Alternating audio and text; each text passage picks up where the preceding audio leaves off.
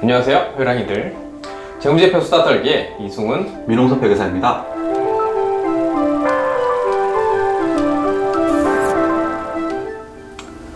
회랑이가 뭘까요? 회랑. 이번에, 뭐죠? 이번에 항공의 채널에서 네. 구독자 2만 달성 이벤트로 그 항공의 채널을 애청해주신 분들의 애칭으로 회랑이가 당첨이 되었습니다. 아, 회랑이. 뭐 호랑이 회여서 회랑이 뭐 이렇게 진 건가요? 아니겠죠? 네, 어쨌든 네, 앞으로 그렇게 구독자분들 이렇게 네, 그렇게 불러드려야겠네요. 회랑이라고 불러드려야 될 것 같아요. 뭐 귀여운 애칭이네요. 네, 정감도 가고. 하고 잘 뽑은 그 애칭인 것 같습니다. 맞습니다. 네. 이번 시간에 저희가 다뤄볼 주제가 뭐죠? 네, 이번 시간에는 우리나라에서 자산 얘기를 할 때 절대 빼놓을 수 없는 자산이죠. 바로 부동산입니다. 부동산. 네. 부동산을 가지고 또 주식이랑 연관해서 할 수 있는 주제가 어떤 것이 있을까 고민을 해보다가 생각한 것이 바로 리츠입니다. 리츠. 네. 리츠는 리얼 에스테이트 인베스트먼트 트러스트 줄임말로 즉 부동산 투자 회사라고 할 수 있는데요. 다수의 투자자로부터 자금을 모아서 부동산 또는 부동산과 관련된 증권 등의 투자 운영을 하고 그 수익을 다시 투자자에게 돌려주는 부동산 간접 투자 기구인 주식회사라고 할 수 있습니다. 그러니까 쉽게 얘기해서 부동산을 투자를 전문으로 하는 그 회사의 주식에 투자를 하는 것이죠. 네. 그래서 실제 이제 리츠는 부동산을 이제 매입해가지고 운영을 하지만 이제 개인 투자자 입장에서는 이제 리츠 주식에 투자함으로써 일반 주식과 동일하게 우리가 투자를 할 수가 있고요. 그래서 상장 리츠의 경우에는 실제 일반 주식과 동일하게 홈트레이딩 시스템이라던가 그다음에 증권사 어플을 통해서 매매가 가능합니다. 이 회계사님, 그러면 이제 리츠의 어떤 일반적인 특성이나 장단점 같은 거는 뭐가 있을까요?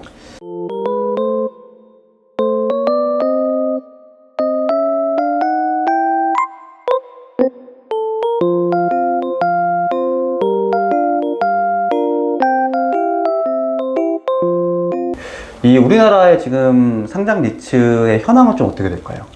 네, 저희 현재 기준에 우리나라 상장 리츠의 종목 수는 총 20개입니다. 20개. 예, 네. 20개인데 사실 이 리츠 시장은 사모 시장과 공모 시장이 나누어져 있는데 저희가 다루는 이 상장 시장은 이 공모 리츠에 해당이 되거든요. 네. 전체 리츠 시장으로 보면 80조 원 정도의 규모이지만 80조. 네, 이 상장 리츠의 총 자산 규모는 7조 5천억 정도로 그 비중은 아직 전체 리츠 시장을 두고 본다면 그렇게 크진 않습니다. 숫자로 봐도 3호 리츠가 월등히 많긴 하죠. 네. 네, 맞습니다. 제가 알기로는 리츠 같은 경우 특히 이제 해외에서 굉장히 활성화되어 있고, 그 중에서도 미국 시장에서는 리츠 시장이 굉장히 크고, 또 퇴직연금 시장의 어떻게 보면 주요 또 투자 상품 중 하나로도 알고 있는데, 해외 리츠 시장은 좀 어떨까요? 오래된 역사를 가지고 있는 미국 리츠이니만큼 일반적인 부동산 외에도 독특한 부동산을 가진 리츠들도 많은데요. 예를 들어 BC 프로퍼티스 같은 경우는 라스베가스를 가보신 분들은 한 번쯤 보셨을 시저스 팰리스, 엑스칼리버 같은 카지노형 리조트를 소유하고 있는 리츠입니다. 지금 카지노가 기초자산이 돼가지고 거기서 나온 임대료로 이제 배당이 되는 그런 상품인가요?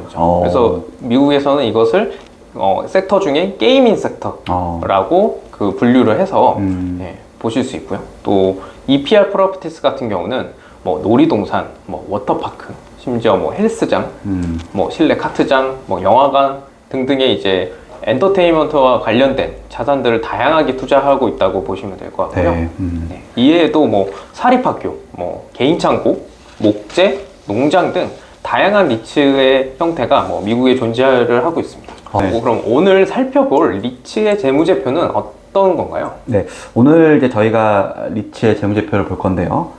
그 중에서도 이제 검증된 한국형 오피스 리츠라고 볼 수 있습니다. 바로 이제 신한 알파 리츠입니다. 네, 이 신한 알파 리츠는 2018년도 8월에 이제 상장이 돼서 그때 이제 판교에 있는 크래프톤 타워를 이제 기초자산으로 해서 오피스 리츠 운용을 시작했고요. 이후에 이제 두 번의 유상증자와 레버리지 효과를 활용해가지고 지속적으로 자산을 편입해온 리츠라고 볼 수 있습니다. 현재는 이제 광화문이나 종로 일대, 즉 CBD, 그 다음에 용산, 그다음 판교 지역에서 총 7개 오피스를 기초자산을 두고 있습니다. 지금 녹화일 기준으로 현재 거래소에서 상장된 20개의 공모 리츠들 중에서 5번째의 높은 시가총액을 보이고 있는 리츠고요. 오늘은 저희가 이제 신한 알파 리츠의 사업보고서와 재무제표를 보면서 이 리츠의 재무제표가 어떻게 구성이 되고 또 우리가 어떤 정보를 알 수 있는지에 대해서 낱낱이 파헤쳐 보도록 하겠습니다. 네, 회사의 이제 개요부터 보시면 회사는 정식 명칭이 이제 주식회사 신한 알파 위탁관리 부동산 투자회사로서 2017년도에 설립 그리고 2018년도 8월에 유가증권 시장에 상장하였네요. 리츠 사업의 이제 근거가 되는 법률인 이제 부동산 투자회사법에 의해서 설립된 것을 알 수 있습니다. 이후에 이제 뭐 연역이나 자본금 변동사항, 주식 총수들이 나와 있고요. 자, 회사의 사업의 내용을 보시면 이제 본격적으로 리츠의 기초 자산에 대한 정보를 알 수 있습니다. 이 영업의 현황이라는 탭에서 보면은 신한 알파 리츠의 투자 대상이죠. 7개의 오피스 빌딩에 대한 정보가 나와 있습니다. 판교모 크래프톤 타워, 용산 더 프라임 타워, 남대문로 데일 빌딩 등 각 기초 자산의 위치, 면적, 규모, 입지, 심지어 이제 주요 임차인과 임대율 정보까지 자세히 나와 있는 것을 볼 수 있습니다. 투자자들에게 아주 중요한 정보라고 할 수 있겠죠. 주요 이제 특징이라면은 이 7개 오피스 자산의 이제 임대율이 평균적으로 한 97%에 육박할 정도로 높아서 이제 그만큼 이제 임대 수익에 있어서 공실에 따른 수익 창출 손실 기회가 적을 것이다라는 이제 예측이 가능하겠네요. 본격적으로 이제 연결 재무제표를 보겠습니다. 우선 이제 재무상태표를 보시면 신한 알파 리츠의 경우에는 6개월을 한 기수로 보고 각각 3월 말, 9월 말 1년에 2번 결산을 하는 것을 먼저 알 수 있네요. 전체 자산 규모 약 1조 8,936억 원 중에 압도적으로 이 투자부동산이죠. 투자부동산이 그 기초자산인 건물과 그 부속 토지일 텐데 투자부동산의 장부 금액이 1조 8,363억 원, 전체 자산 총액에서 한 97%를 구성하고 있고 부채를 보게 되면은 전체 부채 규모가 1조 5,562억 원 중에 단기 차입금, 유동성 장기 차입금, 그다음에 장기 차입금 이 세 차입금의 합이 약 1조 4,616억 원, 전체 부채 규모에서 약 93%를 차지하고 있는 것을 알 수 있습니다. 이제 건물을 임대하면서 임차인에게 임대차 계약 기간 동안 받고 있는 보증금이죠. 네, 즉 계약 기간이 끝나면 임차인에게 돌려줘야 되는 임대 보증금이 411억 원으로 그 다음 높은 구성을 차지하고 있습니다. 즉 이 재무상태표를 보시면 하나에 이제 수백억 원에서 이제 수천억 원까지 하는 오피스 빌딩을 매입함에 있어서 이제 높은 부채 비율, 즉 차입금 레버리지를 매우 크게 일으켰구나라는 것을 알 수가 있습니다. 자, 이어서 손익을 보게 되면은 다양한 영업 활동을 수행하는 이제 일반 기업들에 비해서 이 부동산 투자를 주업으로 하는 리츠의 손익 구성은 비교적 좀 단순하게 이루어지고 있음을 알 수 있습니다. 제8기 6개월 동안의 이제 영업 수익이 482억 원, 영업이익이 287억 원, 최종적으로 이제 주주에게 배당의 재원이 될 수 있는 당기 순이익이 60억 원을 기록하였는데요. 한 가지 이제 리츠의 손익계산서에서 좀 주요한 특징 중 하나라고 이제 볼 수 있는 것이 법인세 비용이 0입니다. 즉 발생하지 않는 것을 볼 수 있습니다. 이는 이제 리츠가 법인세법 51조의 2항에 따라서 배당 가능 이익의 90% 이상을 배당할 경우 과세 소득 금액이 발생을 해도 이제 소득공제를 통해서 실질적으로 부담하는 법인세가 발생하지 않기 때문입니다. 자본변동표에서 주목을 할 점은 이제 매 기수 배당금의 지급이 이루어지고 있고 그 규모가 지속적으로 증가하고 있다는 것을 알 수 있네요. 자, 6기 중에 103억 원, 7기 중에 108억 원, 8기 중에 121억 원. 게다가 이제 리츠는 지금 1년에 배당을 2번이나 하고 있음을 알 수가 있죠. 3월 말 결산, 9월 말 결산. 이제 저번 시간에도 저희가 이제 배당에 대해서 얘기하면서 이 배당의 분석에 있어서 단순히 이제 투자 수익률만 볼 것이 아니라 이제 배당의 연속성이나 안정성을 보는 것이 이제 투자자 입장에서 굉장히 중요하다고 말씀드렸는데, 이 리츠 투자의 중요한 핵심 포인트 중 하나인 이 안정적인 배당을 신한알파 리츠가 과거 3기수 동안 실현하고 있다는 것을 볼 수 있습니다. 자, 계속해서 주석에서 중요한 부분 위주로 살펴볼게요. 자, 일반 상황에서는 이제 지배기업인 주식회사 신한알파 위탁관리 부동산 투자회사가 이제 6개의 종속기업, 즉 자리츠죠. 이제 아들 자자를 써서 자리츠라고 부르는데, 이 6개의 자리츠를 연결 대상으로 보고 있다고 나와 있습니다. 앞서 말씀드렸다시피 이제 신한알파 리츠가 7개 오피스를 보유하고 있다고 했는데, 각 모리츠가 1개, 그리고 각각의 자리츠가 1개의 오피스 빌딩을 보유하고 있다는 의미겠죠. 자, 이어서 말씀드렸다시피 각 연결 대상 종속기업, 즉 자리츠들이 각각의 하나의 오피스에 투자하고 있고, 이 각 자리츠별로 어떻게 그 투자함에 있어서 자산과 부채가 구성되어 있는지, 또 각 오피스 빌딩이 얼마의 수익과 이익을 창출하고 있는지도 이 주석사항을 통해서 굉장히 자세하게 나와 있음을 알 수 있습니다. 중요한 주요 사항들을 하나씩 보게 되면은 먼저 이제 사용 제한 금융상품이 나와 있는데, 앞서 이제 재무상태표 설명할 때 말씀드렸다시피 이제 임차인에게 받은 임대 보증금이죠. 네, 즉 보증금 함부로 사용하지 말라라는 의미네요. 자, 그 다음에 이 리츠의 재무제표를 보면서 가장 중요한 계정 중 하나가 바로 이 투자부동산인데, 각각 이제 취득원가가 얼마고 또 감가상각비가 고려된 장부금액이 나와 있죠.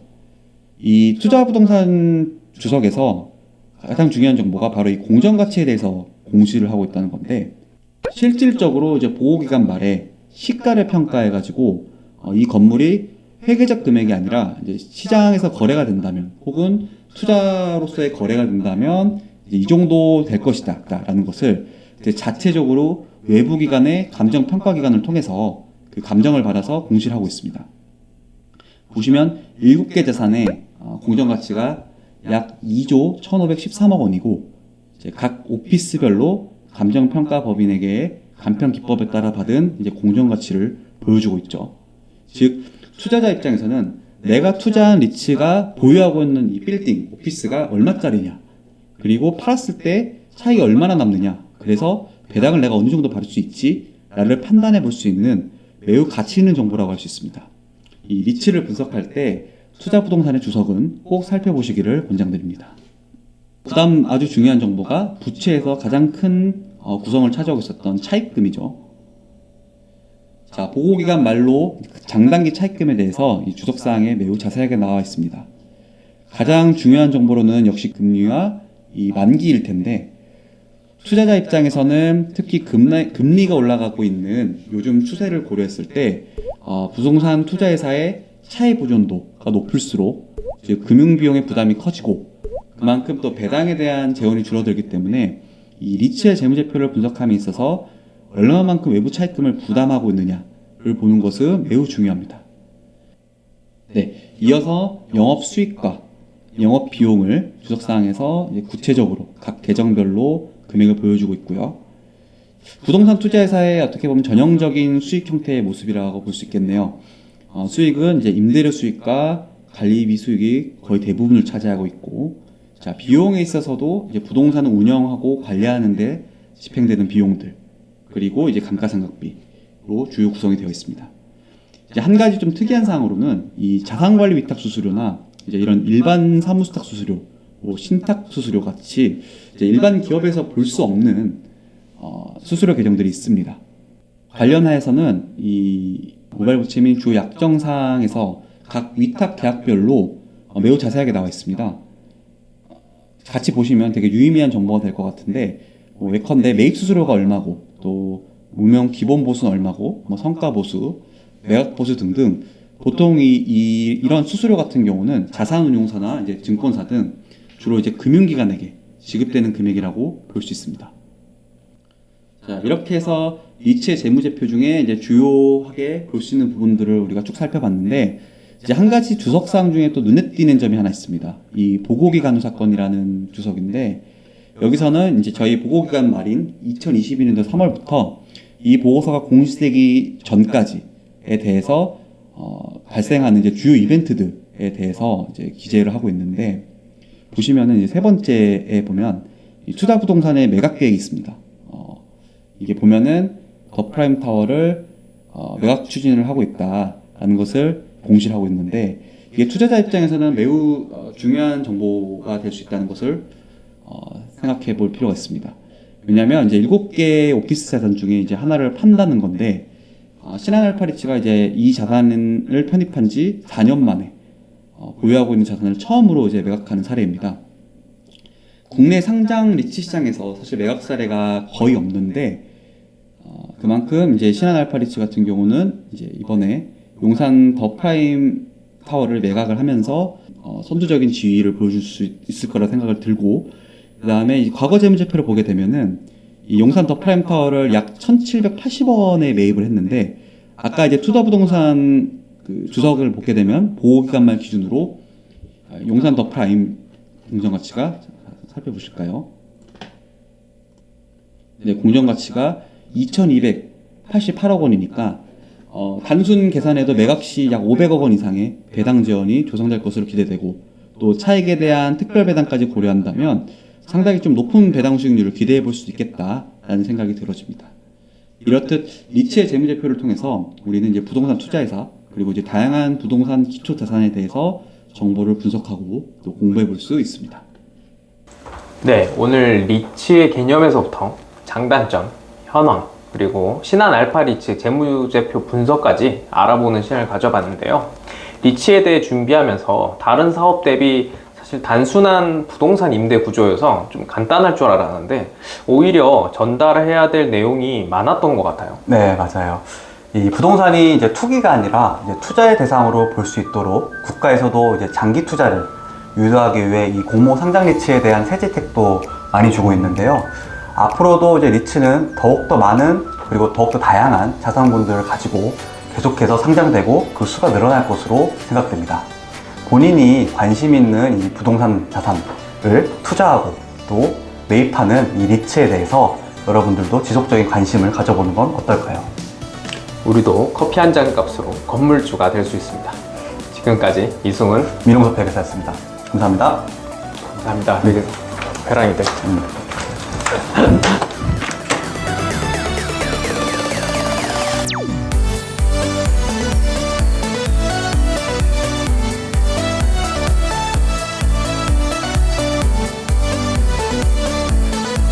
함께 오시죠, 회랑이들.